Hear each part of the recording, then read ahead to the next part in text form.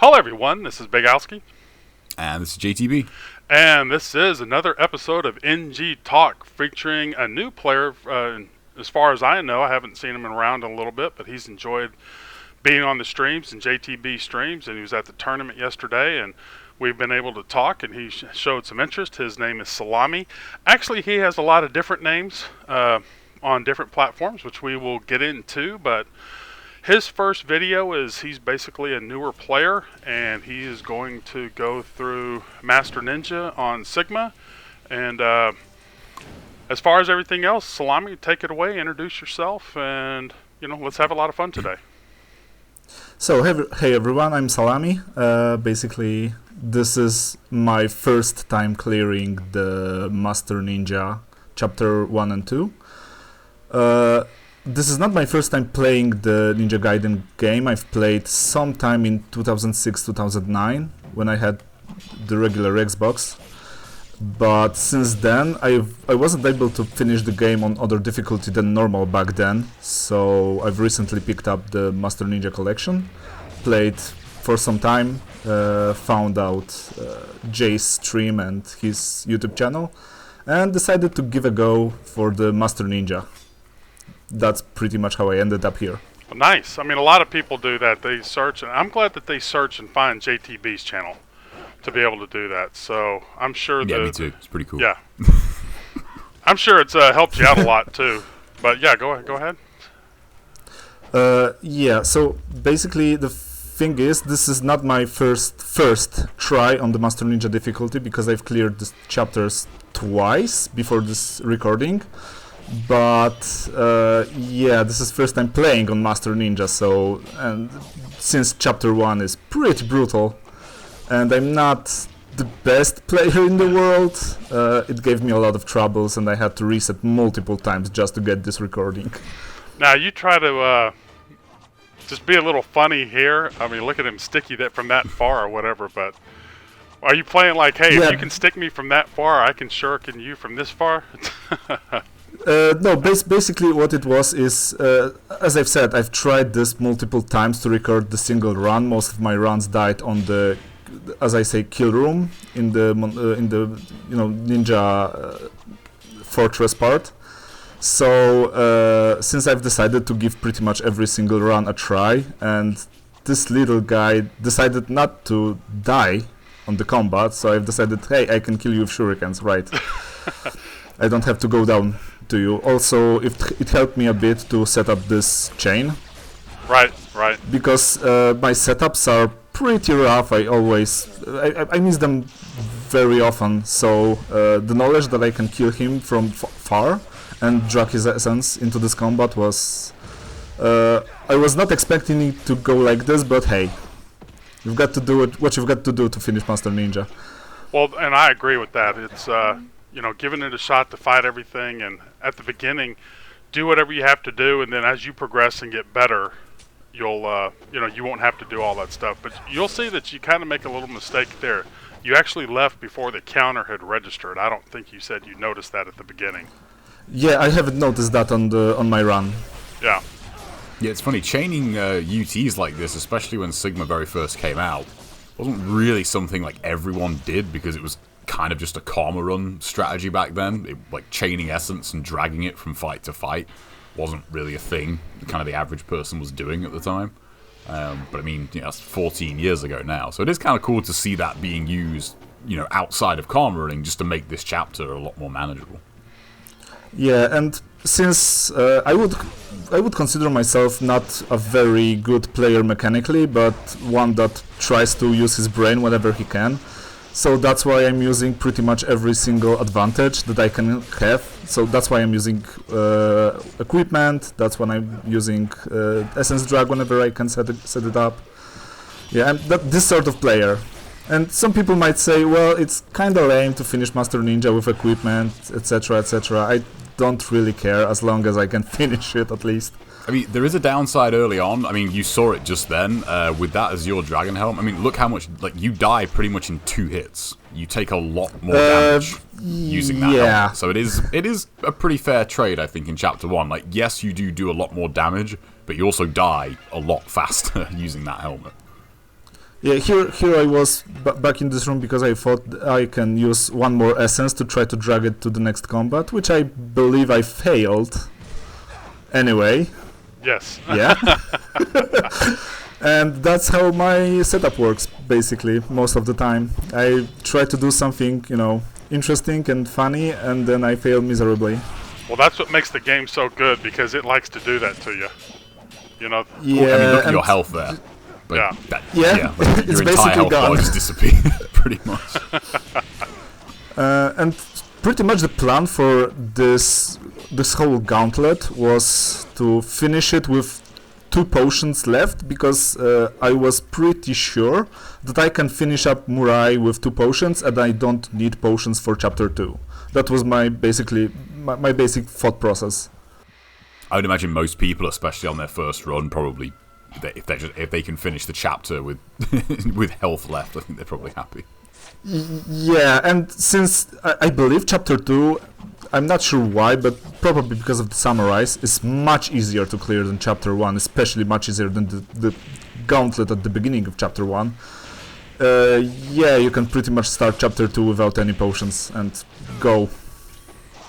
Yeah, the samurais are a lot less relentless. Well, what I was going to say is real quick, you talk about your setup and what you're doing and what you have to do. Hey, I mean, I give you kudos for playing this. Even though it is equipment, you're not skipping fights. A lot of people will do that. It's like, I've seen a guy on the streams like, oh, well, I'm going to skip this, go to the save, and then I'll come back and fight them. And then, they don't get any points. And then they're like, well, wait a minute, why didn't I get the Master Ninja ranking? I killed all the enemies. Well, if you leave the area, you're not going to get them. So again, I think what you're doing is very good, because most people might even skip.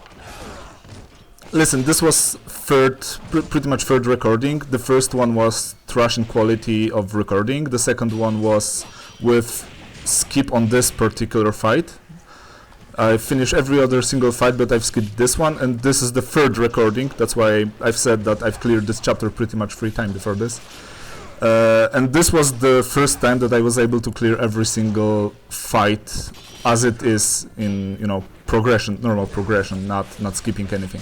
Yeah. Well, you did some good on landings in the other room. Throw the shurikens into on landings. So, like I said, your mechanics, you say, aren't the best, but they're definitely not the worst. You do have some good comp sets down. I mean, I'll take that. But basically what I found during gameplay, maybe not the brightest strategy, but I had a problem with finishing the ninjas in one string, basically. So what I found out and was working for me for the most time was that I can XY, X, BY.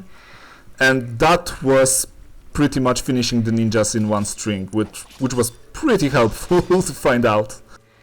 I think that has a lot to do with equipment. Like JTB, how do you like that XY, BY versus like XY, XY, and then like it's Fiend good, Sealer? but it's really good. But it's happened a couple of times here too, and it's definitely something that you need to play a lot to really understand. But what I see a lot of people do is they just kind of dial it in. They just do it, as like oh, nothing can go wrong if I do this.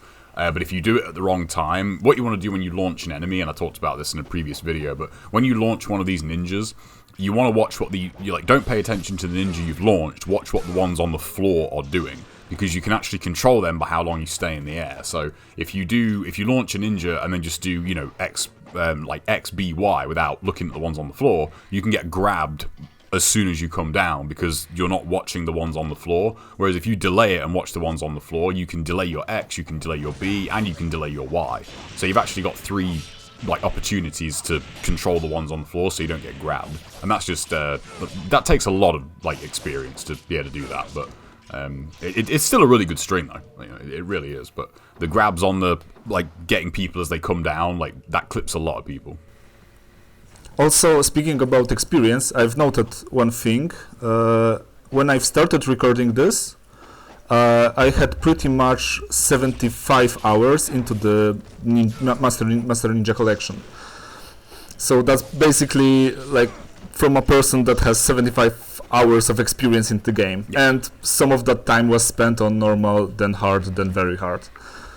Yeah, and it's funny, that sounds like a lot of time, You think you think about 75 hours. You know, that sounds like a lot of time, but in this game, it's really not. it's weird like that. Yeah. You know? In any other game, that would be a pretty good chunk of time, but in this, it's like, yeah, that's a lot of time, but it's not a great deal in the grand scheme of things. Well, good job not panicking. I mean, you could have put that elixir in a little bit earlier, and but you sat there and duked it out with them until you got a chance to get a little breathing room, and then you put it in. Funny fact: when I started playing, I still had some of my muscle memory from playing the NGO4. So when I started playing, I was always backing up to the menu to heal. But after I've noticed that you can do it in the game, not going to menu, I've started to doing that, and I'm pretty sure I've got some bad. I've done it with wrong way. So I've used Nimpo elixir when I was about to take the health elixir, and it's all due to the fact that I'm using the menu from the in-game and not from the main menu. Right, that is If a that little. makes Oh sense. yeah, it's Yeah. a little confusing to me. I'm like a left is right and right is left, and this does if you push left it goes right, or something like that. So I understand what you're saying. Yeah, it cycles. If I remember rightly, like the direction you press is the direction that the item you're on moves. So, if you press right, you actually move the dial as if you were turning it left. It's kind of weird. Yeah, it still confuses me, and I'm pretty sure I've always cycled through the whole rotation, even if I had to select the item that is, pretty much the next one. I'm not laughing at you. I'm laughing with you because I do that. In fact, on some of the things that I've done, I'll actually go into the menu. If it starts happening so fast, and it's like I know I need the health, let me just push the menu and put in health that way. One interesting thing. This grab almost didn't do any damage to me. Not sure why. I've noticed it rewatching it.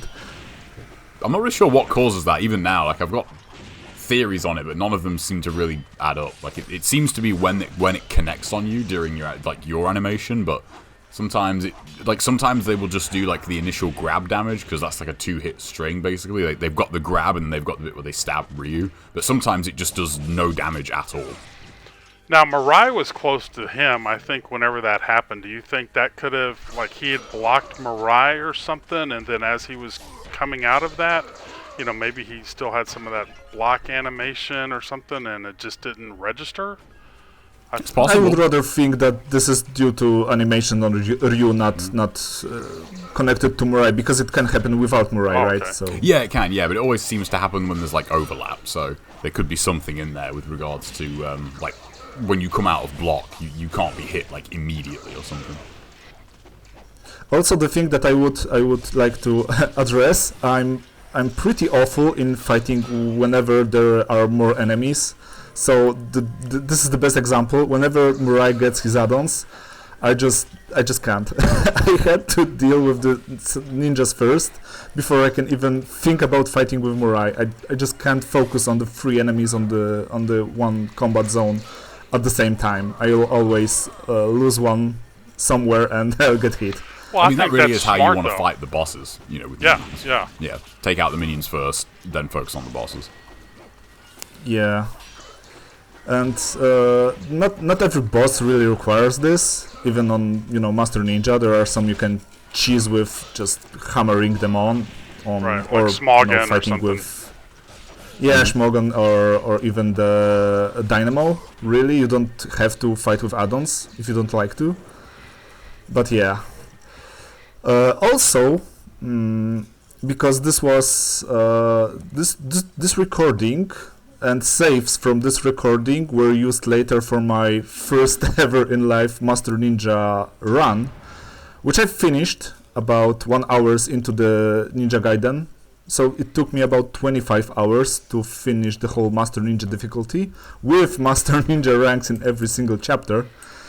And I finished it 2 or 3 weeks ago. I've even posted the screenshots from Steam to the Discord, I believe. Oh, nice. Now, while this is going, I left all this in here. So you said, you started playing Ninja Gaiden from 2004? What led you up to this? How old were you whenever you got the game, and what made you decide to get the action game and progressed with it over the years? So basically, it was back in somewhere around 2006, 2009. A friend of our family brought an Xbox to our house. We didn't even knew that such a console exists back then. We were PlayStation boys, pretty much. And we've got a collection of pretty nice games back then. We've got Halo 1 and 2, Ninja Gaiden 04, Otogi, Otogi 2. Ah, nice. We've got Black. We've got Half-Life 2, Need for Speed Underground. There was a lot of good games on this collection. And the one game that really impressed me and my brother was the Ninja Gaiden, even though we sucked at it really hard. And I think everybody I'm did. pretty sure this is a common experience among people who played the Ninja Gaiden. Mirai was just a roadblock. You don't get through Mirai easily. And since it was not a new console, it fried one day. The power unit just completely fried, and we lost pretty much ability to play anything. But Ninja Gaiden always had a special place in my heart, to be honest, and through Ninja Gaiden I've discovered that I really like the games that will push my abilities a little bit further. Here, hold on one second. Why didn't you grab the smoke bombs? Oh, because I don't know how to use them properly. So I don't use them, so I don't need them. That's fair enough. Okay. Sorry, go ahead. Continue. Where was I? So yeah, basically from Ninja Gaiden, because Ninja Gaiden is pretty much was for years pretty much console exclusive. And I didn't have a console. I've played other difficult games like Dark Souls, which is pretty much one of my most beloved games.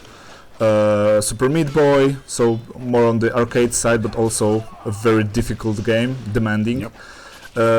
And I was trying to play some Ninja Gaiden really for years, but since I didn't have a console, it was hard to manage. I've watched some speedruns from Ninja Gaiden on AGDQ, I believe. There was some option to play it from PlayStation Now, but it wasn't working on my country, and I was like, oh man, I would so much love to play some Ninja Gaiden.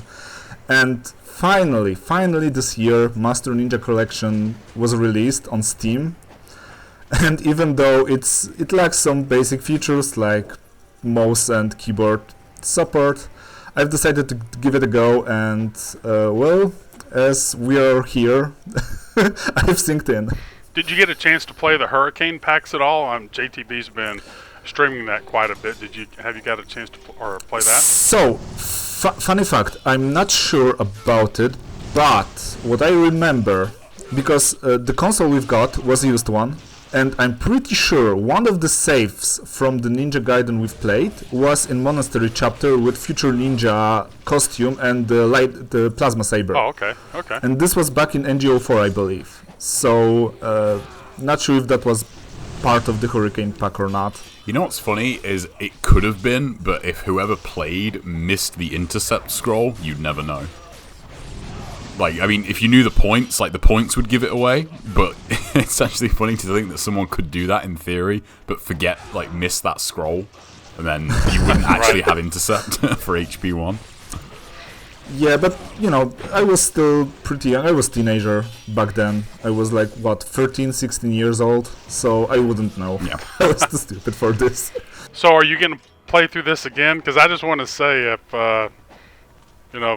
learn to use your smoke bombs if you decide to play it again, because they're pretty awesome. I'll never forget in a video that JTB and I did, he's like, smoke bombs are so good, they didn't add them again after Ninja Gaiden Black and Ninja Gaiden Sigma. That's how good they were. I missed them in HP2 as well. They'd come in real handy for Hurricane Pack 2. So sorry, go ahead. Yeah, but as I said, I don't know how to use them properly. Well, just drop them down, and the only way you're going to learn how to use them is to get them and actually use them. Yeah, that's fair point. Not gonna lie. Yeah. But I just prefer more directional approach when you smack people down with your sword and. Well, I think I think if you played it without equipment, then maybe you would find a more use with smoke bombs, because your ETs wouldn't be killing these guys. and having that extra protection of the smoke bomb. So again, I'm always promoting, try to, do something a little bit different and promote the game, and don't just take, like I said, the equipment.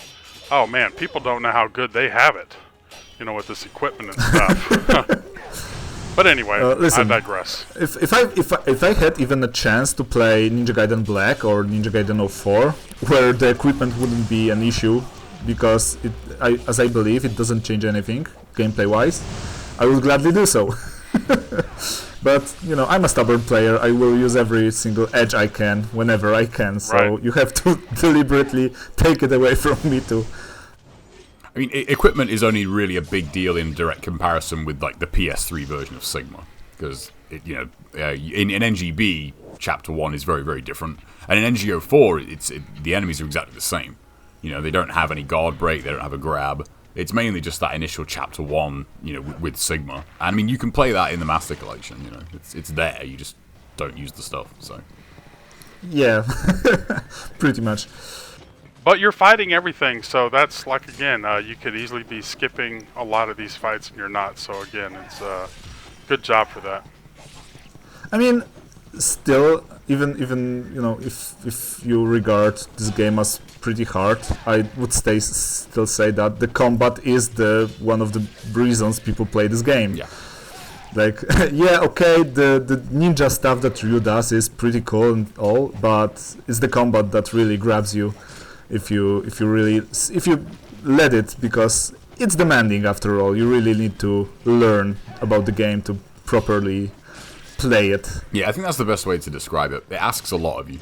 Like this fight, for example, is a perfect example. Even on NGO4, NGB probably has, I would say, easily the easiest version of the Horseman fight, because while you do have no essence charged UTs in Sigma, they start giving you 3 at a time on the higher difficulties, which you don't get in NGB. And also, the archers are a lot more accurate in Sigma, so you've got a lot more things to juggle in this fight at the same time.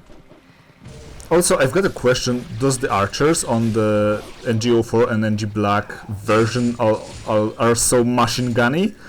They shoot so many arrows on this difficulty, on this arena. It's just ridiculous. On NGO4, yeah, there's not that many videos of it out there, unfortunately. There's a few, but if you just go and watch sort of any playthrough of Very Hard on NGO4 of this fight, the archer guys are just relentless, and they just do not miss. Their aim is so good. That turned a lot of people off.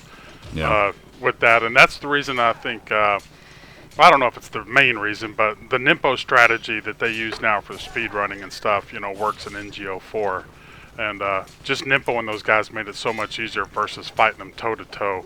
JTB is the only person that we know of on video who actually killed all the horses within the time limit without using Nimpo. I mean, a lot of the greats back in the day never could do that, so. It's extremely difficult. Yes. Fighting the horseman toe-to-toe, it's funny, that's one that you still see that comment now. There's a lot of people that think it can't be done, and it can. It's very, very technical, and you need to know how to stun them, you need to know what they're going to do, you need to understand, the block mechanics, you need to understand how they work when you dismount them. Their behavior will change, whether it's 2 spearmen or 2 archers, or 2 archers and a spearman, or 2 spearmen and 1 archer. There's a lot of layers to this fight, and it's just, if you're just nimpoing through it, you're not really going to see them. Yeah. So, talking a little, because, listen, this is a lot of running around and trying to get some hits on those guys, and I'm not good at it, as I might have noticed already. Pretty much, I would like to say about my progression through the game as I was playing it. Because that's something, because as I've said, I've only played normal back in the NGO4 days, and I've only had chance to play higher difficulties this time, right? With proper abilities to think about it more. And basically, normal difficulty was easy to play without pretty much any knowledge. And listen, my style is pretty defensive, and on normal there is not a lot of things that will break your guard. So yeah, normal was easy, to be fair. I don't remember having pretty much any problems throughout the game except for Gamov fight, because I didn't have any knowledge of Gamov playing NGO4. He's tough the first time. And Fiend Murai was he was pretty difficult without cheesing him with flying Sparrow. Sorry. No, it's Flying Swallow, isn't it? Yeah. It is. Anyway, go ahead. I'm not sure. Yeah, I mean, anyway. Fiend Mirai is another one. Like, he's in NGO4. He always was kind of a joke boss because you could just so easily stun lock him, and then they took that out in black, and all of a sudden people were like, "Oh man, how'd you fight this guy?" Yeah, like, this is a difficult fight now, huh? It's a very difficult fight. Yeah, hard was a bit different. I've watched preparing to hard. I've watched some of your videos, Jay, and I would like to say right now that I'm very thankful that you're so approachable on your streams, because I've got a lot of knowledge that I needed to finish the game from your streams, asking you directly. Cool. So thank you for that. But there were some things that were pretty hard for me on hard. The Fiend challenge in chapter 3 took me a lot of time to get properly, and it's funny because doing it properly give me ability to learn how to manage the UTETs better than I thought. Also, this is the combo that I absolutely love to kill Masakado with. I didn't know there was only 6 enemies with him right there. Oh, that's because you killed... Oh, yeah. You have to kill him within a certain... Yeah, kind of whittle him down to a certain for the other enemies to spawn. Yeah, okay, never mind. But yeah, other than some roadblocks, hard was still easy for the most part. I didn't have any problems with Alma or Doku. The most problematic part, I think, was the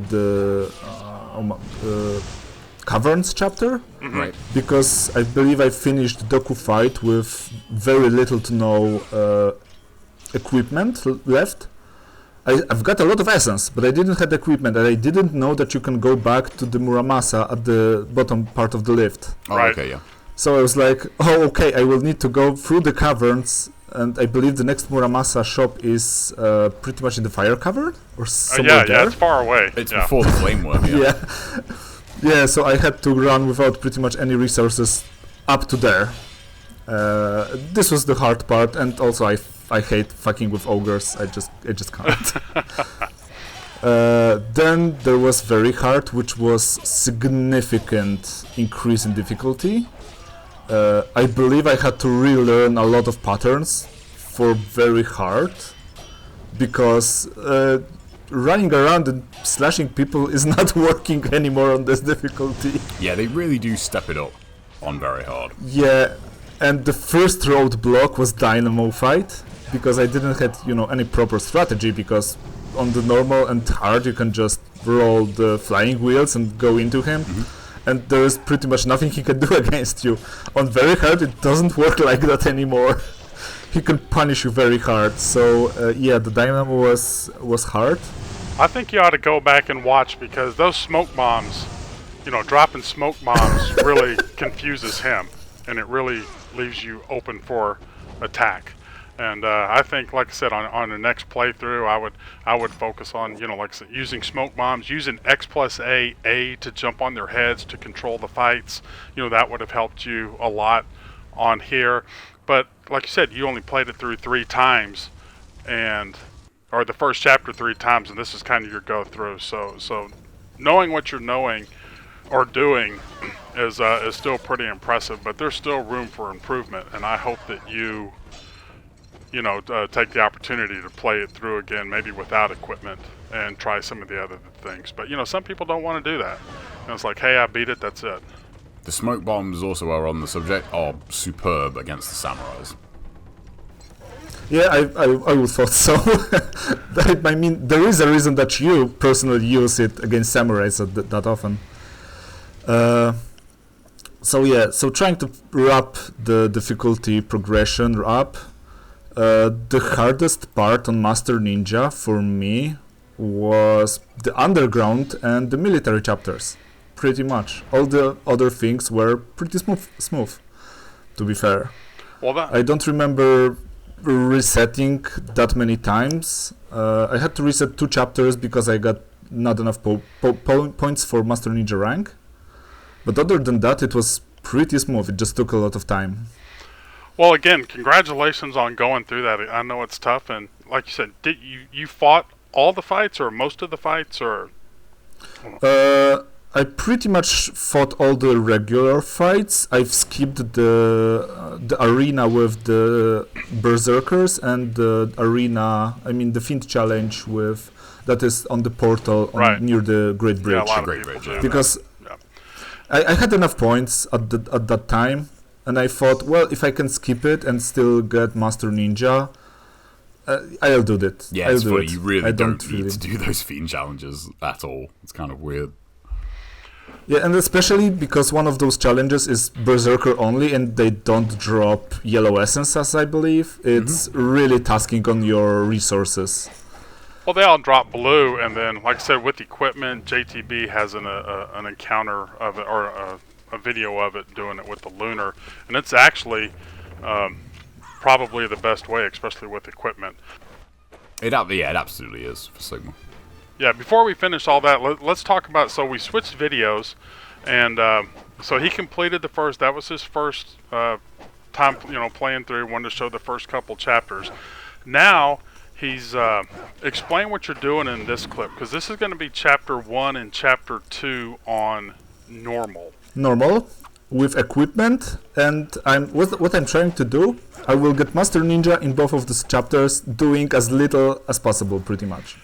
And it was his attention to detail that, we made a chart a long time ago, and I mean, it was made back in, 2005, 2006, and then when Sigma came out, 2007, and it was a community effort, and then they, people gave us times, and then we just kind of filled in the blank, and up for years and years and years, everything seemed to be fine, and then, he let us know, hey, wait a minute, chapter 2's kills are wrong, because we thought it was like 54 or 58, whatever it was, and he says, no, it's only 41, and so he decided to go through and do this, and see what it takes in terms of kills, or, just the score. JTB was trying to work out the score, what it takes to get the Master Ninja ranking, so that's what these first 2 chapters are right now, and I think people will be surprised, because I don't know if this would work out like this on Ninja Gaiden Black. Any thoughts on that, guys? For NGB, I'd love to test it. It's just, it takes so long to actually do that. And it's what I did something similar on with like the last Sigma run I did on the Master Collection, where I just went for like 1 UT per fight pretty much for the entire game and see if that was enough. And I skipped Fiend challenges, which was insane. Like Rachel's chapters, for example, I think I skipped every single one of her Fiend challenges, and yet you can still get Legendary Hunter like super easily. Yeah, I did a video where I did it all with Nimpo and skipped the Fiend challenge and still did it. Yeah, it's just, it would take so long to actually narrow down, unless a formula can be found, which it'd be good if it'd be great if someone could find one, but you'd have to go through and do, kind of like the absolute bare minimum points. So you'd have to do like an anti-karma run for the chapter, but you then have to do the chapter and just kind of progressively go up in points, like little by little by little. Because on chapter 7, I believe it was, on the hard run I did, that was the only chapter where I actually had to do more UTs. I did 2 runs on that and just got Head Ninja, and I think I had to add about 200k to the score to actually get Master Ninja. And I thought, that doesn't really make a lot of sense, because, surely the gap isn't actually 200,000 points between the 2 ranks, because, in every other chapter you can basically just fight the bosses and get the end of chapter bonus and you get Master Ninja rank.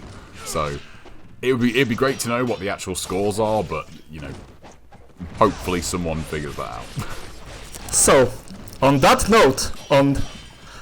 note, exactly. So first thing first, I'll just like to explain, I'm doing this combat especially because it has 12 enemies and I need my end of chapter kill bonus. Yeah. That's the only reason why I'm fighting them, and that's the reason why I'm fighting them after the time bonus is already done. I don't need the points from, the combat itself, I just need the kills.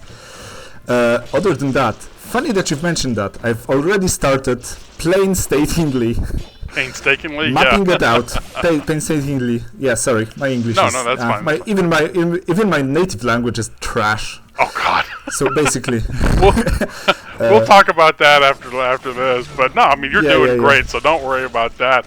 The reason I'm laughing about painstakingly because that's kind of an understatement, if people really knew. So I wasn't laughing at how you said it. It's just we totally understand and agree. So anyway, what I've already been able to do, I'm running right now normal difficulty. I've got points pretty much mapped out for every single chapter up to chapter 6. I'm finishing chapter 7 right now. Cool. And I've got pretty much barriers for the lesser to greater, greater to head, and head to master ninja down. With error of about 3,000 points. Which, as you might have imagined, and as you said just a second ago, is a tiresome labor. It pretty much takes about 2 hours to map out a single chapter. My setup for this is I've done a one run where I gather resources, so then I can start every single chapter with as much resources as I can, and then I'll just go at the chapter doing pretty much the minimum labor I can, pretty much avoiding most of the fights, and see what rank is it. Then the manipulation starts. You begin to drop the points or increase the points, use your nimpo, or get proper times at the end of chapter boss fight, because I mean, to be fair, pretty much as far as I've been so far, the mandatory fights and end of chapter boss plus time bonus and essence and nimpo bonus, for the most chapter, that is enough to get Master Ninja on normal. Wow. Which is, pretty ridiculous, but also dependent on how well you will go into the boss fight. And since pretty much for most of the bosses, every single second of boss fight is worth about 1,000 points, manipulating that value to get the value that you really want to test is pretty much tiresome. Yeah. Well, that looks like it. What made you decide to do that? I'm that kind of person, really. I'm the kind of person that creates. As I said, I'm trying to use my head more than my fingers when I'm playing video games. Look at that. 260. We always thought it was like over 300,000 or something like that. Just kind of an educated guess back in the day. And 260 got you, and that was pretty close, though, right? You had to make the kills, or. From what I believe, it's 1,170 points above the border that you need to meet. Wow. So one wrong fight with the ninjas in one of the rooms, and it's reset, basically. And as I've said, because this is pretty much a single run, a single segment. What I mean, I had to reset it pretty often. Wow, that's crazy. Also why I'm using the equipment. It's because I probably could have finished it without the equipment, but it would have taken me much more time, and this is a time that I would rather spend trying to get more values out of the game, get more Master Ninja requirements. Right. I mean, that's something where equipment, like I say, that's where equipment really does come in handy for stuff like this. When you just want to kind of blast through it, and if you want to test something in a particular chapter, it is nice to be able to just put the equipment on and kind of tear through everything. Yeah, and since I'm professionally a video game tester, actually, I've got a lot of know-how how to approach this kind of situation properly. I think. I just want to say thank you for taking the time and doing this, because, like I said, where were you back in 2006 and 7 when we really needed you? My Xbox power unit fried, so... Notice the timer didn't spawn there, and that's what we were talking about. If you jump down onto that slope instead of just sliding down there, again, just Sigma is sloppy compared to NGB, and we're not going to get into all that, but there was just a perfect example of that happening. So yeah, I've also had some ET UT karma drops when you don't get karma for ET and UT, which is also like infuriating if you got one ET in the combat and you don't get points. wow. For no apparent reason. Yeah, that happens in HB2 as well. Been finding that out lately. Yeah. Yeah, I've been there when it happened. Yep. I mean, it's kind of rude to laugh at other people's pain, but I think in this it was instance kinda though, like funny. it happens to we know because it happens to everybody. So when it happens to someone, it's like you're not necessarily laughing at that it happens. It's like, yep, I know how that feels. Yeah, like I said earlier, I was laughing with you, not at you, because we understand it. So, yes. But again, thank you so much for taking an interest in doing this. Like you said, it's 2 hours, to do a chapter, and most people don't. And I think a lot of people just didn't question the records up until you. There was no need. It was like, well, if you want to get the Master Ninja ranking, fight all the fights, make all the time limits, get all the end of chapter bonuses, and that's it. And if you want to throw in UTs, well, then now it's a karma run. Your bow skill looks like mine right there. yeah. I mean, I've still got some muscle memory from NGO4, and not being able to, drop the aim at your whim in NG Sigma is so infuriating. It's a very bizarre change because that's Master Collection only. That's kind of carried over from the Vita. And I think they could have just used they didn't even have to go back to black. That they could have just used the Sigma bow controls and would have been fine. But So, what made you decide or to know what to do for each fight? I mean, what made you decide that? Was it the process of elimination? Did you have a plan going in? Because you said you're kind of a math guy and that you like that and the numbers guy. What made you decide, okay, I'm going to do this, I'm going to skip this fight, I'm going to, only kill these guys, not get any UTs? So main thing was that when I've started to test the values for Master Ninja rank and other ranks, I've quickly discovered that the Master Ninja requirements are pretty much bare minimum in most of the cases. Which made me think, well, if that's the case, what's the absolutely least amount of, let's say, effort I can put into a run and still get Master Ninja rank? Which is debatable in how do you, say that, getting 2 fights in proper manner to get points from them is pretty much not always the least amount of effort. yeah, But still, it was like, well, I can skip this fight. I can't skip this fight, so I might as well get some points here. And how many points can I drop or, skip and still get Master Ninja? It's pretty much thinking of what can I do and still run with it, basically. And the idea to which fights to skip was pretty much a no-brainer, really, because, as I've said, the requirements for the most part are bare minimum, so there isn't really much room to wiggle. You do your Masakado, you do your horses, that's pretty much it. If you do it right, yeah, that's it. That's Master Ninja rank. Spoiler. and I mean, if people are doing UTs, not with the intention of getting more points, but just doing UTs because they're a powerful move, they are going to actually make it quite a bit easier for themselves. Yeah, exactly. And as you've seen so far, there isn't really much that you need to do to get to Master Ninja on normal, which is also a funny thing because I think that it really is a case of if you really want to, I don't think that there is anything stopping anyone from getting Master Ninja in NG Sigma. I'm not sure about NGO4 and NG Black because I don't have access to them. I don't think that people don't get used to what he's saying now because this appears to be Sigma only. Because I know this was tested, maybe not to the level of what he's doing back in the day, but you know what? Maybe we're wrong. It's next time I'm over in your area, I'll bring my Xbox and we can test that out. But look at this! Look at that Master Ninja! Oh man, 8 kills.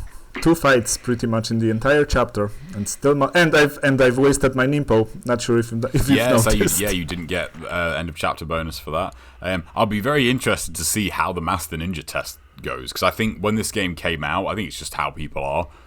People only really seem to care about the Master Ninja difficulty, because if you got Master Ninja on every chapter in Master Ninja, it unlocked all the trophies, for every difficulty below it. So people's kind of approach, at least at the time, was, I'll just Master Ninja then. So that's what led to people like just using the Doku trick and unlocking Master Ninja straight away, and then they play Master Ninja and they get slaughtered, and they're like, okay. Oh, so it's not that easy. Maybe it's not going to be that easy to actually get all these ranks. Well, the downside to this is it's kind of goes against what JTB and I always try to, I don't want to say preach, but, enforce. It's like, learn how to fight all the fights. And if you know that you don't have to fight all the fights to get the Master Ninja ranking, that side of me think, well, man, that kind of takes a little fun out of the game. And, well, there's not much fun in the game to begin with, to be honest with you, when you've played it for so long. But being serious now, it's like, well, I don't need to do this Berserker challenge or the Great Bridge challenge to get the Master Ninja ranking, so why should I do it? But, from my side, it was like, well, it's part of the game, and you played for the game, or paid for the game, and, at the end of the day, play how you want. But anyway, I think this is going to kind of be a blessing and a curse, in a sense, once you get everything done. Also, one thing I was thinking about, maybe getting those values properly might lead to some new interesting speedrun categories, like Master Ninja Speedrun on any difficulty. That's a great point.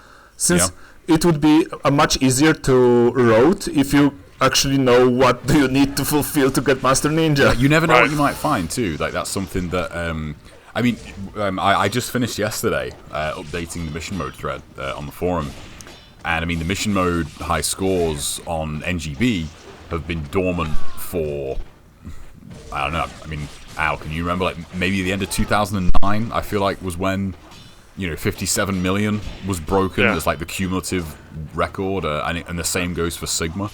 Everything just kind of moved on once, the other games came out. It really wasn't until, it got re-released.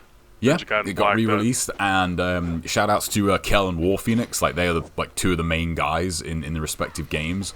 But you go and look at the mission mode thread now, and there are strategies from Karma running mission mode that bleed over into speedrunning. There are strategies from speedrunning that bleed over into Karma running, and that's why it's cool to fight everything and do everything, because on the Berserker challenge, for instance, which I think no one does in Sigma, because you don't have to do it. You don't have to do it for the ranking.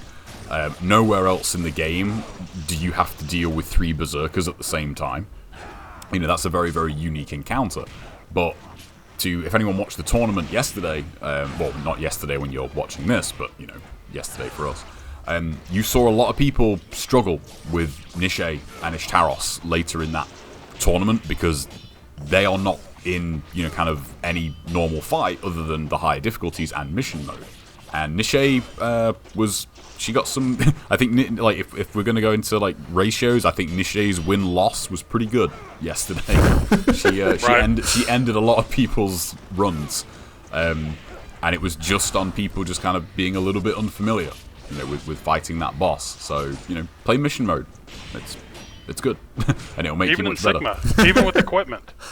It's I was watching the guy stream last night, and he was going through the Great Bridge challenge, and he's and it was on Ninja Gaiden Black, and he got to the Berserkers, and he really didn't know how to fight him, and I was trying to help him out and tell him about the camera control and trying to jump on their heads to stun and things like that, and he just kept telling the stream that it was impossible, and he was going to skip it, and should I come back? And I said, well, you're never going to learn how to fight it if you skip it. And should have just posted my video. You probably would have got banned. Oh. People hate when you post videos. Which, just a side note, but real quick on that, I really don't understand that.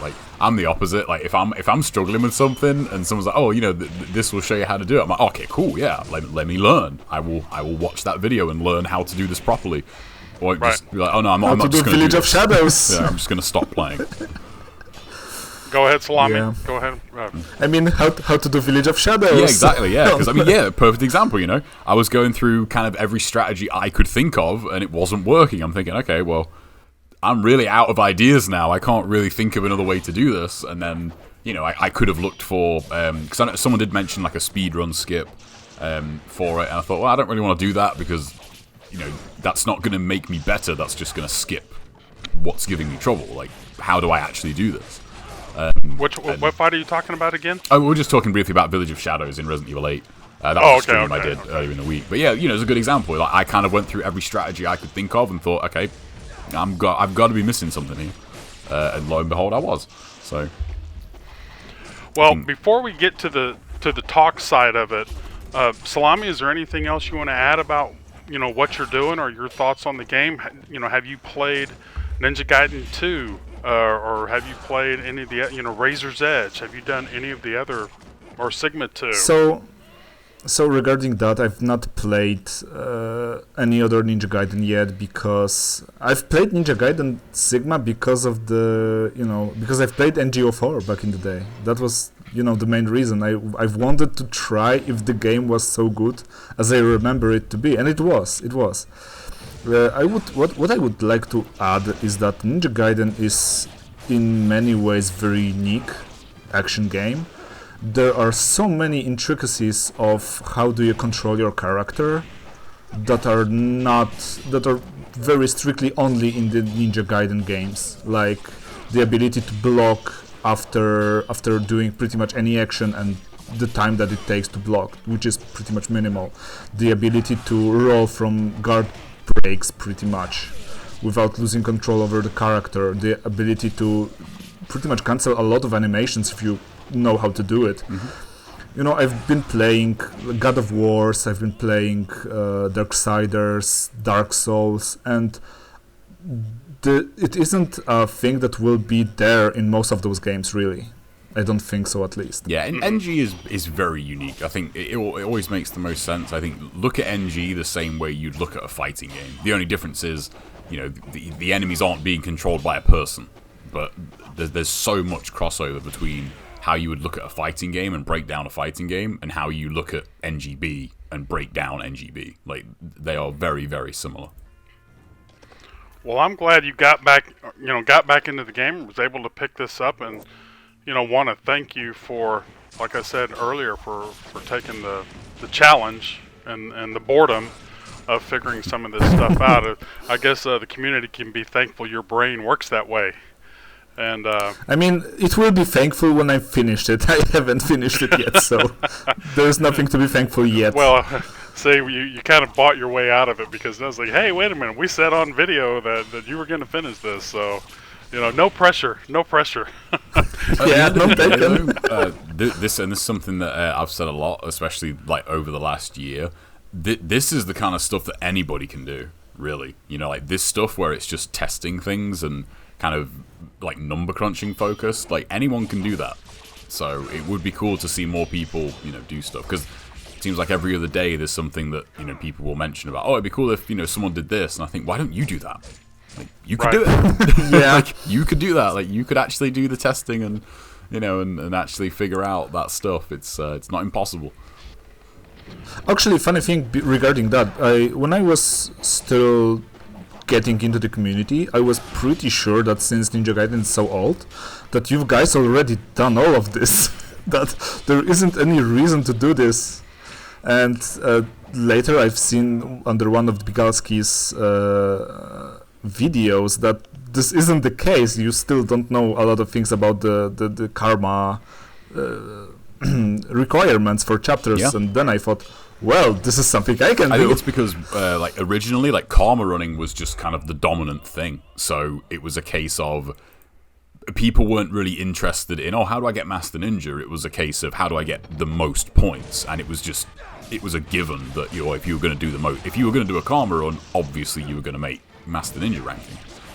Well, it was also one of those things, that people, I mean, you don't, hey, how do I get Greater Ninja? Or how do I get Head Ninja?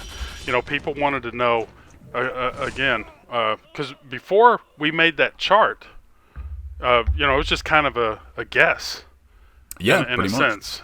And so that chart came in handy, and because people are like, well, if I fight all the fights, going back to that chapter 2 on Sigma that you just did, it's like, well, you got to fight all the fights in order to get the ranking. That just kind of seemed logical. And unless somebody has a PS3 in the original Sigma that could test that, and maybe it's not just a mastered collection situation. I mean, that I don't know. Yeah, maybe it is. I don't. Yeah. I can't say that it isn't. So, like I said, it's people didn't have reason to doubt it, and we didn't have reason to double check it. Like I said, it wasn't until you brought this up that really it all came to light, and I'm glad that you're taking the responsibility of trying to help versus bringing up, and then we never hear from you again. Yeah, I just thought, what would have really helped if they'd have just put trophies in Sigma back in 2007. Like, you never know. People, people might have. How do I actually? How many points do you need? So someone might have looked into it. Right. Well, look, I really appreciate you, taking the time and talking about how you started with the series and picked it back up and playing the Master Ninja Collection, and I'm glad you found our mistake and brought that to light and started working on it. I'm telling you, we're super grateful that you are doing that. Now, whether people use it or not, who knows? But we've always believed that, hey, the more information, the better. Yeah, exactly. Yeah. And we've also believed that, hey, we've done a lot, so we're glad somebody else is doing it too. Yeah. Yeah. 100%. We don't have to do all the things. Yeah. It's, So we'll start on the talk side here, and like I said, if you want to, once I bring up the first picture, talk about that or where you're from, and I know you had said something earlier about your language, so we'll get all that into all of these pictures. But before we head into that, any last things from anybody on the NG part of it? no, I can't think of anything. No, not from me. Okay. Well, here we go, guys. This is going to be picture number 1, and Yeah. wow. So this is history pretty much. This is 2013, so a lot of years ago. This is me and Anna, and to avoid confusion, the person with the longer hair is me on the right. Nice. Some people might be confused by that. This is in Poland. This is pretty much my hometown, Szczytno, which is don't try to pronounce this, please. Yeah. So this is, as I've said, 2013. Me and Anna pretty much met the same year, few weeks prior to this event. And this is a historical reenactment event right here on the picture. This is me in Gambeson pretty much, when I'm preparing to reenactment the capturing of this pretty much ruins of the castle from the Teutonic Knights, which is pretty funny to think because really, while Szczytno is within Polish borders and it's a Polish place, the history of this region is very much tied to the bringing of Teutonic Order to the Poland back in like 13th century. We've got a war against Knight Order here in Poland, which is pretty much still celebrated. We've had in 2010 600th anniversary of victory on Tannenberg battle. Basically it's pretty, and since Polish people are very we like our history very much, we like to think about it a lot, so that's pretty important. Right. And how did y'all meet? I mean, was she just somebody who was going to be a part of it, and because you were a part of it, y'all kind of got together? Yeah, about that, we've met, as I've said, few weeks prior to this when I went to Warsaw on anime convention, and we've met pretty much on the anime convention with took a liking, and I've decided to invite her on this event that will be back on my hometown, so to speak. And she agrees. Oh, nice. She agreed, and we've pretty much started dating back then. Yeah, that's a good sign when they agree. Well, cool. That's so that's kind of where it all started with you, and we'll get to a little bit more of that later on. But so it's this is where it all started. When me and my wife got together, I could bring out that point where, I kind of saw her and kind of knew. So at least you got a chance to capture this on video or in a picture, so to speak. So congrats on that. So this will be picture number 2. There we go. Yeah. So about this picture.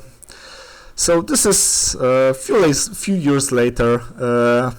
Pretty much, me and my girlfriend were living together, and the story goes like this: my girlfriend wanted a cat, me not very much. So we've decided on a consensus, and now we've got 3 cats. Oh. So she won that one. Yeah.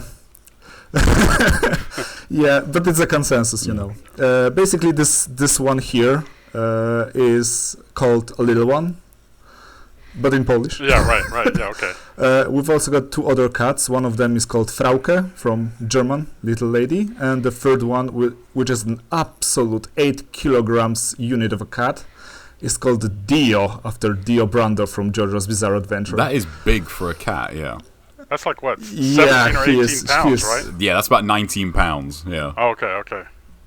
Remember, I'm a dumb American when it comes to some of the metric things. We talked about that with Sunshiny last time. So. I believe this is a common topic here on Ninja Gaiden Talk. Right. Well, so the cat, just enjoys being there with you, or enjoy getting in the way. Yeah, I would say that cats, for the most way, get in the way. not really, but they also. I mean, they are cats. They are very specific animals, really. Mm-hmm.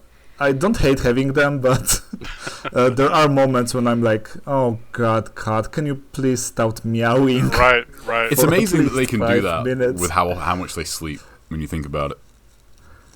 Yeah, this is interesting take from that, but yeah, cats can be very annoying in the little time they spend not being asleep. Yep. Well, we have one, and she seems to always start meowing about 30 minutes before Shelly's alarm goes off.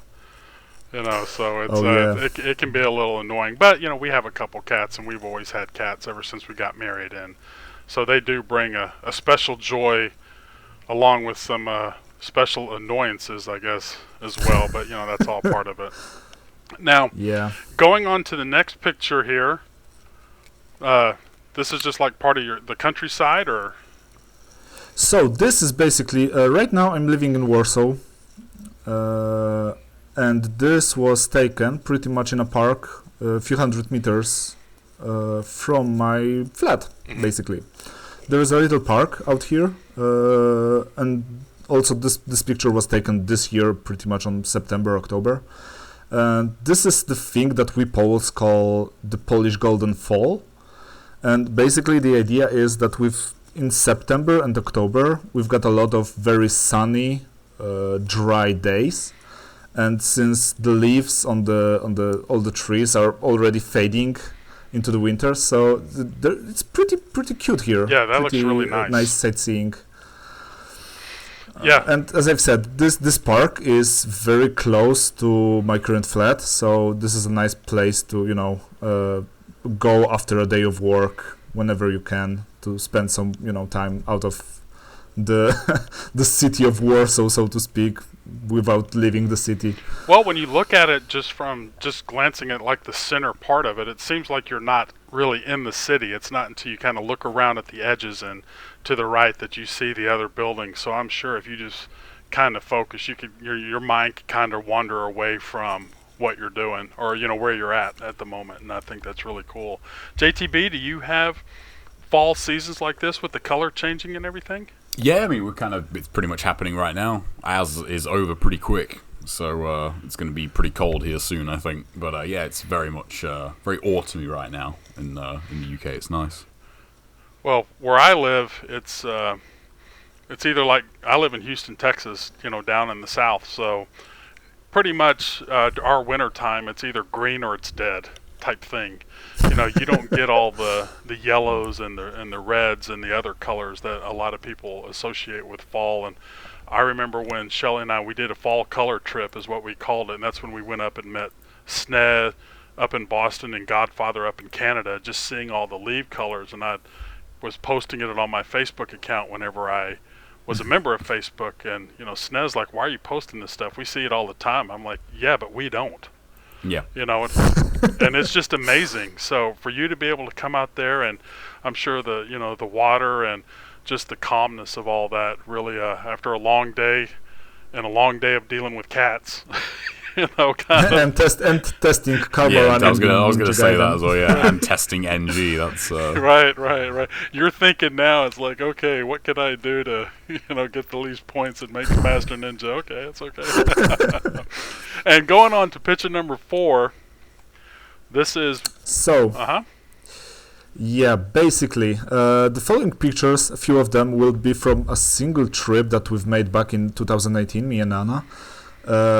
This was like a cumulative trip that we first moved from Warsaw to Tri-City in the north of Poland, which is by the Baltic Sea.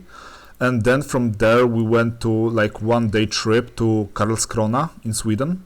So this nice. picture is from Karlskrona in Sweden. It's a nice place. They've got so-called Marine Museum, so the Naval Museum pretty much of Sweden out there, and it was a funny trip really, because it was the last vacation we really had before the pandemic hit. We weren't able to get any vacation 2019, and then 2020 happened. Right. What about the flags here? So this is like the Swedish flags. Do you know what all the different flags that I'm pointing at right here? People won't be able to see that, but y'all can. Yeah, I'm not sure, but I believe these are regional flags, like from the region, not the country. Okay. From what I know, but I'm not sure. If there is any Swedish person that might be able to identify them, let us know in the comments. Yeah. Yeah. So this right here was that maritime museum that you were talking about, right? Yeah, exactly. That's picture number 5. Sweden's this museum is great for many different reasons. So one of them, this as you might see, this is a collection of galleons, which are pretty much used on the front of the ships. Listen, I'm not the ship guy that much, but it's pretty interesting that a lot of the historic stuff is preserved like this in the museum, and you're able to look at those things created so many years ago. And this particular museum, is very interesting because it started as pretty much a model chamber by one of the Sweden kings, and those models, which is actually the most interesting thing ever, they were using models back in the day to test out different mechanical things about ships before building them full size, which is such a neat idea if you think about this. And as I said, they were able to do this back in like 1400, 1500. Yeah, it's funny. You think anything like that now would just be like on a computer, pretty much. They'd just be able to, just be able to simulate it and be like, oh, okay, that's not going to work. Wow, that's amazing. And picture number 6 is part of this as well, right? Yeah, this is also from this museum, because this is a naval museum, and flintlock pistols and muskets were for a very long time big part in the naval combat. This is actually a palm and 2 halves made out of bayonets and flintlock pistols. They look pretty cool. Which is, for one, funny because it's made from the weapons, and second, we've got all here. And, not sure how about you, but I've always liked to think about the technology that goes into crafting weapons, guns, medieval armor, swords, and etc. And it's always so interesting to go and see how they were done back in the days. Right. Well, cool. That's something that I'm glad that you get a chance to get out and see the history of everything. Whenever you go on all your trips, do you try to do history, or is it more touristy stuff? I mean, I'm more on the history side. I don't really like sightseeing that much. I like to have something concrete to do when I'm out somewhere. So, yeah, basically, history is one of the topics that I really enjoy. Well, if you ever get over here, me and JTB will take you some sightseeing places and, see how you like driving 2,000 miles in 4 days, and subject you to Death Valley. It's. Hey mate, yeah. If I can go if I can go there and come back, anyone can. It's fine. Right. Yeah. But we would stop and do some things like this too. But I kind of like to mix it up a little bit and go to the museums or we did that when we went to Chicago and stuff. But then we also took a road trip. So again, having that fine balance of getting out. Some people are like, oh, it's a museum, it's going to be boring. But it's pretty cool that you really enjoy that side of it too. Yeah, and also as I've said, as I'm really interested in a lot of things, I'm pretty much interested in anything that knowledge based. Right. Being a geek and all of that. Hey, nothing wrong with that. It's always interesting to get more knowledge and to be able to connect some pieces. Example that I've noted out here. This Marine Museum, was started, as I've said, as a model chamber, but it was started in 1752. If you think about it, it was pretty much the same century in which I believe America gained independence. Right, 1776. Yeah, Poland was partitioned, and this was pretty much no longer a country for 123 years. That was in 1795. And these were still the times of British Empire. Right. This was the century in which 7 Years' War took place. It was just before the Napoleonic Wars. I mean, if you really think about all the intricacies and connect the dots, there is a lot of interesting facts and things you will be able to understand about many things. Yeah, there is, and it's, in the grand scheme of it, not that long ago. I think that's, that's something I've always been, I'm kind of a mix of both. I think whenever I travel anywhere, I love both. I love the history, but I also love sightseeing. That was why New York was such a good trip, because there was such a perfect mix of both there. But yeah, history, whenever people say history is boring, I think, man, how can it be boring? Exactly. Because we'll be history at some point, Not to get too morbid here, but we will be, you know what I mean? There will come a time where people talk about, 2021. Oh man, that was 300 years ago. Can you imagine that? And they're still playing Ninja Gaiden. Yeah, so. yeah. Oh. hopefully that would be amazing. So going on to picture 7, this is you enjoying the sun. Actually, this is me praising the sun. Okay. As I've said, I very much like the Dark Souls series. So whenever I sightseeing with Anna and we're in interesting place, I'll always try to get one picture with me by the sun and praising it, which is pretty much a Dark Souls meme. But the thing I like really about it is that it's pretty much harmless, but it's also something you can do on your own trip, your little rituals, so to speak. Right. Now, where was this taken?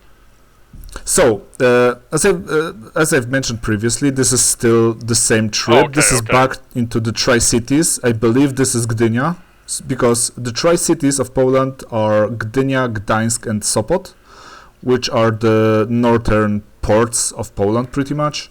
Do you speak a lot of different languages since you're in that area with all the countries around? Not really. I mean, I've learned some German back in the day, but it was mandatory school, so it didn't land properly, and I was unable to, I'm not using this language pretty much at all, so I forgot most of the things. Mm-hmm. The English language I use every day at my company, so it's serviceable at least. Oh no, it's very much better than serviceable. Yeah. And I can tell you, better than my Polish. Oh yeah, definitely. Which is also additionally, it's pretty funny because Polish is pretty specific language. I would not recommend anyone to even try to learn it, because I don't think it's particularly useful and it's hard, etc. But if you want to, get some challenge, Master Ninja guys here. Oh. Yeah, learn Polish. Yeah, to get Master Ninja ranking in the Polish language. Yeah, good luck right, with that. right. I do get So, that, though, real quick. I do get that because my name is Bigalski. I get that a lot. Are you Polish? Yeah, that was the first thought that I had when I saw your nick. Oh, wow. Online. No, that's not it. That's not it at all. I never even thought about it at first. A friend of mine kind of gave me a nickname. He would call me Bigalinski, and like for Big Al, and he would just say that. And then when I went to go do my Xbox, I was just going to use Bigalinski, and I couldn't use it, and all I could put in was Bigalski. So I really don't like it that much, but I've kind of I've had it for so long now, but anyway, yeah, I get that all the time. Are you Polish? And the answer is no. I'm very much, Texan, East Texan. Does she do any of the poses with you, or does she enjoy that, or is there any other things that you do with that? I mean, I would say that Anna had even more pictures than I do because I'm more of a lurker, so it was pretty much hard to find pictures with me. Other than, praising Sun and the ones that I've made just for this talk. Well, I think it's really cool that you're doing this and going on to picture 8. This is, again, on the same trip. Yeah, this is the same trip. This is closer to Sopot. Interesting thing is because for most of my life I've been living in the Szczytno, growing up pretty much. That's what takes you, 20 years of your life pretty much. But then I've moved to Tri-Cities for 1 year when I was trying to study at the Gdańsk Technology University. But I failed at that, and I've decided to try to move to Warsaw. That was pretty much back in, 2014, 2015, somewhere along those lines. And since then, I'm living in Warsaw. Is the cost of living... Working full-time. How is the cost of living there? I mean, I guess it would be hard for me to understand since I don't know, the money situation, but is it expensive? Basically for a flat, like expected rent for a flat for a month would be somewhere around, I don't know, $800. Oh wow, that's not bad. Maybe something like that, I believe. That's about what we pay. Yeah, for us. But I'm speaking about Warsaw because Warsaw have higher, costs of living pretty much compared to countryside in Poland. It can be down to pretty much 50% of that in some areas of Poland, more countryside. I think JTB was surprised at how cheap things were over here in the United States whenever he came over. Yeah, so they are for the most part. Yeah, he's like, don't come to England, they're super Especially expensive. petrol. Yes. Yeah, yeah, petrol. No idea. Oh, don't. How much is it over there, would you say, per liter? Funny, I've not been driving lately, but I think we're up to, I think it's about £1.50 now. It's pushing $1.50 a litre now, and in freedom units for America, that's about there's like 3.7 litres, I think, to an imperial gallon. So, so that'd be what, like $6 a gallon? Wow. Give or take. It's up to 3 here. Yeah. What about you? I mean, I'm not a driver myself, so I don't have to watch it pretty much. But the prices are very high, and it's due to numerous reasons. But yeah, they've been skyrocketing this year, pretty much as also the Polish national value. I mean, the currency is dropping in value, and we've reached historical, I believe, with this above $4 per 1 zloty. Wow. Which is unimaginable pretty much in Poland. Like, euro was pretty much the value that was higher than 4 zloty for 1 euro, and now dollar reached pretty much the same value. Yeah, it's brutal. Wow. Well, at least you got some nice places to look at to think of other things whenever that happens. Now, going on to picture 9, this is another one of those little country roads that you can take your mind off of here, or park, or yeah, sort of. So this is basically, we're still in Tri-City in the north of Poland. This is basically one of the forests near the Sopot or Gdynia, I believe.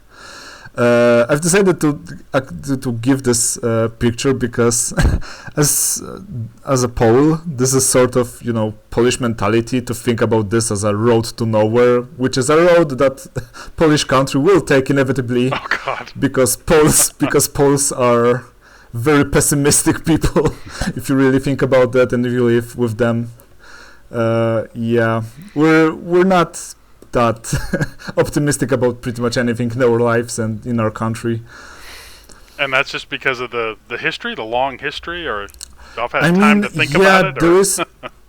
There is part of that, because if you really think about it, as I've said before, Poland was partitioned at the end of the 18th century, so it wasn't on any map until the end of World War One, which is 1980. Mm-hmm. 18, and then imagine this: you've got your own country back, but only for 20 years before Germany invaded Poland in 1939. Oh wow! Yeah. And then you're back to having no country on your own, until pretty much, because after World War II ended, Poland was not its own country. Pretty much, it was commanded by the communists back in Russia. Current Russia, but back there it was USSR. So we've regained our true independence in the 80s, pretty much. Wow. So there's still some hard feelings, or well, you said you didn't really care to talk about politics, so we won't go into that. But I'm glad that your country's free now, or has gained its independence, and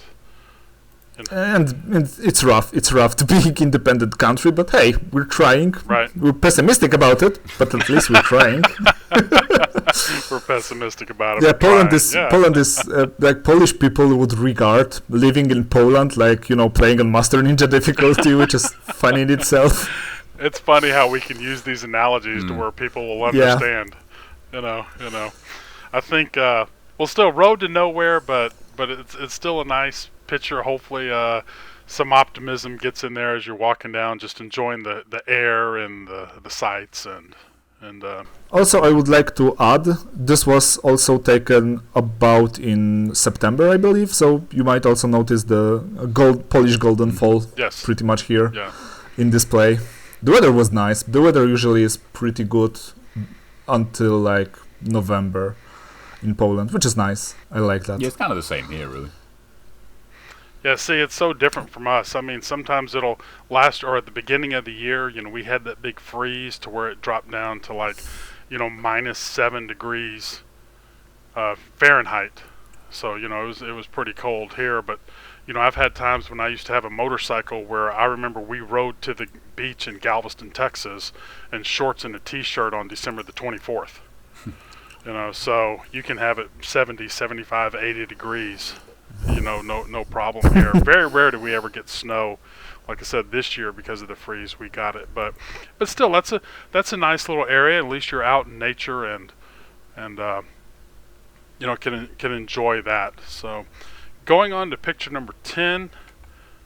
Same place again. So, yeah, pretty much. Which is like, this is why I've chosen those pictures. It's pretty much one of the wildest ride I've had.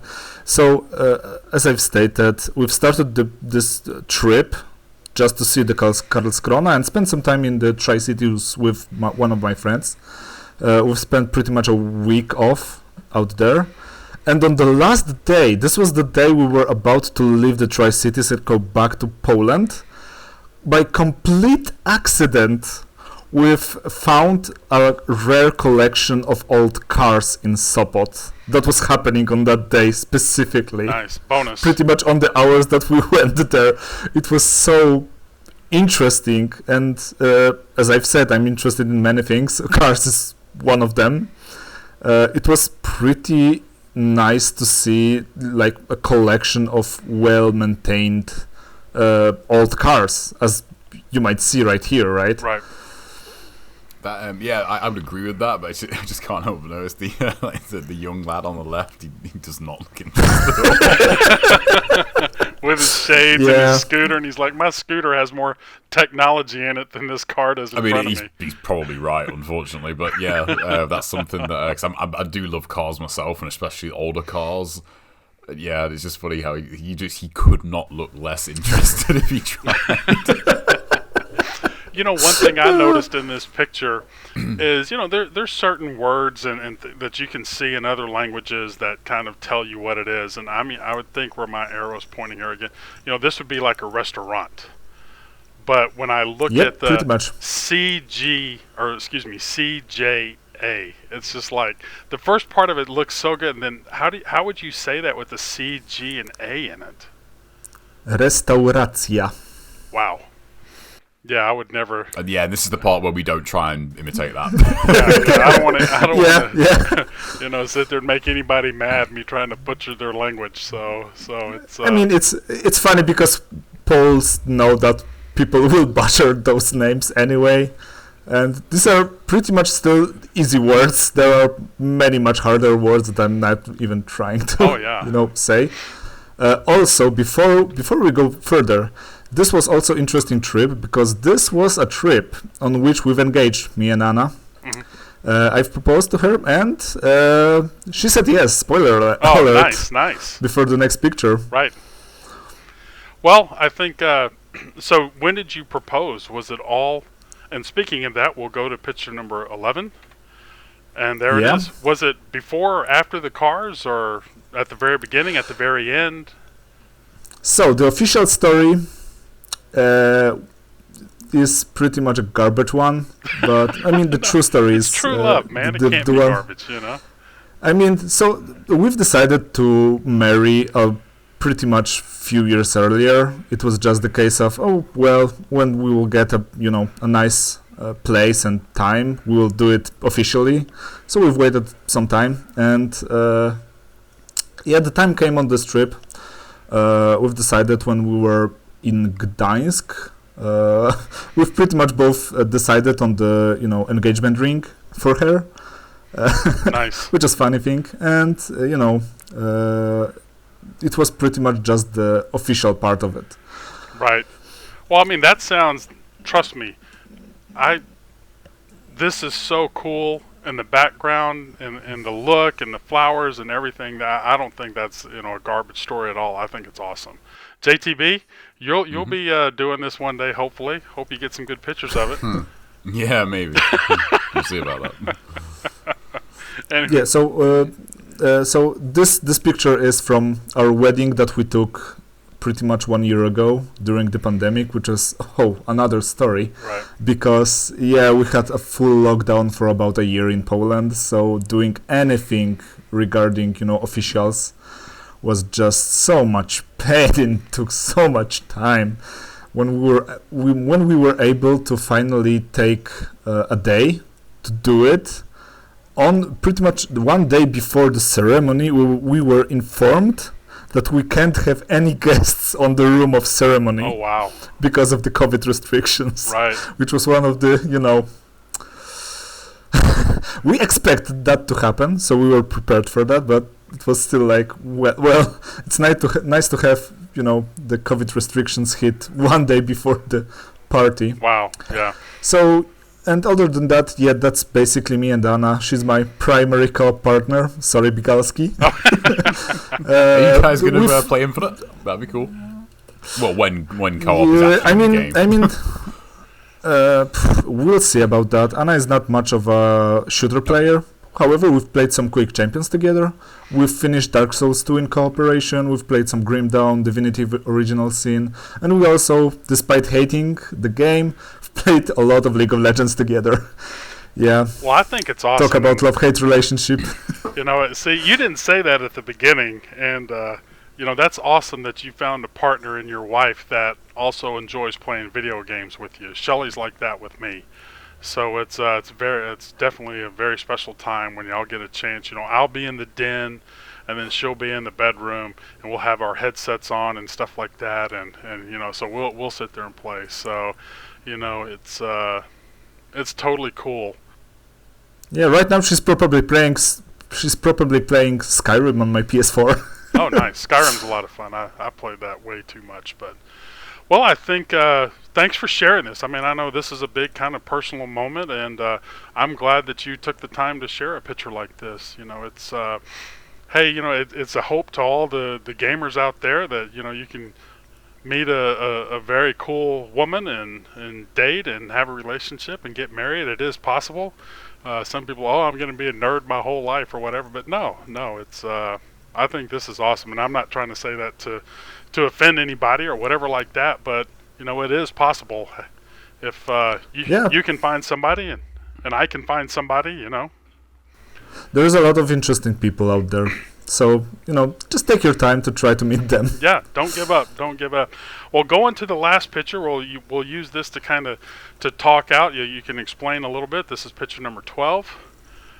Yep. And so, this is this is also one of the funny stories because I've decided whenever we've talked the first time Bigalski that I would like to have some sort of card and picture.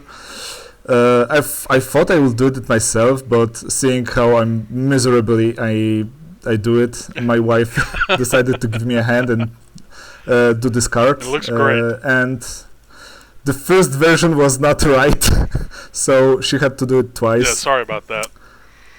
Yeah. I just wanted consistency, It's Yeah, and listen, it wasn't that much of a pain to do, really. It's for her, it's simple. For me, it would be impossible task. Right. But it looks great. Yeah, I've got a lot of support from her, which is I'm grateful for it. And yeah, you should have had her pop on and say hi real quick, while we're doing this. No, she's as I've said, she's probably playing some Skyrim right now. Well. Before we go, explain all your names, because I know on YouTube you have a different name, on JayTB Stream you have a different name, here you have a different name. So basically, the nickname I'm using nowadays is pretty much Salami, and I was nicknamed that by my team lead when I've started working in the QA. And it's just stick to me, it's people were referring to me by this, and I've decided, well, I don't have any other nickname that people are using, so I might as well use this one. My other names that I'm using on the internet, let's say, so my YouTube name was one of my oldest nickname pretty much that I've used on the internet. It was Black Xander PL because as a teenager you think, well, I want to have a cool nickname in the internet, and since my name is Alexander, I thought, well, then take the last part of that, Xander, add Black at the beginning, and then PL at the end, because that's what kids out here in Poland on the internet done back in the days. Right. So yeah, whenever I have a chance, I'm switching this one to Salami so that I'm more recognizable over the internet. However, whenever I've got a chance to have some fun with my nicknames, I do so, and that's why, like on Twitch, I'm not Salami but Salam ad-Din, which is my taste of humor is weird, but I thought it pretty funny that you can change Salami to sound almost like Saladin from the Crusader years. Ah, okay. See, I wouldn't know that, so I'm glad you explained that. It's interesting to hear the history behind some of this stuff and why people, choose what they choose. Yeah, I continue to have the most boring name. Go ahead and say it one more time, JT. Yeah, I don't think anyone's gonna top that. Yeah, other than that, I've also, because as I've said, I like to have some fun out of the names, so I've also used on Discord He Heretic, which is not He Heretic, but it's pretty much Heretic. Oh, okay. That's funny, the reason the capital letters are in different, to do the accents. So, what about your game on Xbox? So you have Xbox and PS? No, I don't have Xbox. I've played primarily on PC. Oh, okay. And other than that, I've got a PS4. Oh, okay. So well, we couldn't play anyway. I don't play on PC at all. I'm not a PC gamer. I'm a console gamer. Master Chief Collection on Yeah, I'm pretty sure you can play. Yeah, cross-platform. Cross-play on that. Yeah. Oh, you can cross-play. Oh, yeah, cool. I'm pretty sure you can. Well, maybe one day we can all, because you can play 4 people. Yeah. Maybe me, JTB, you, and your wife can get together and play one day just for funskies. Yeah, I'm down to play any co-op or even PvP stuff. Really. Well, look, I think you said I know you'd written a few notes down. Was there anything else you wanted to add or say before we wrap this up? It goes by pretty fast, doesn't the time? Yeah. Yeah, it does, definitely. Any last thoughts here? I still have a lot of chapters to do in Ninja Gaiden Sigma, which will take a lot of time. We'll hop on that once we get off here. It's yeah. Yeah, hop to it, man. Come on. Yeah. Yeah. Quit messing around now. No, but seriously, thanks for coming on. It's thanks for reaching out and doing this. Hope you had a good time, and like I said, thanks for sharing your gameplay and your story, especially the NG talk, and sharing the picture of you and your wife together. That was really awesome. And yeah, thanks for having me. Yeah, hey, it's no problem. JTB, any final thoughts or questions? No, not really. No, just echo what we said earlier. Thanks again for looking into the score stuff. That's something that nobody does, regrettably. Very few people seem to care about it in this day and age, which is a shame. Okay, guys. Well, look, I hope everybody enjoyed this NG talk with Salami. He's been a very interesting guest. It's always nice to hear from other players from around the world and get their perspective on things and share their story. And like I said, I have some other people, waiting in the background, but anybody's welcome to do this. JTB and I have said, anybody's welcome. You don't have to be any caliber or anything. Just get out there and share your story. I think it's good for the community. And it'll be a little bit before I can get to those other ones, but we'll get this up. I hope people enjoyed it. Any questions and comments, just please let us know. And everybody have a good day, and y'all take care. See you, everybody. Peace. See you.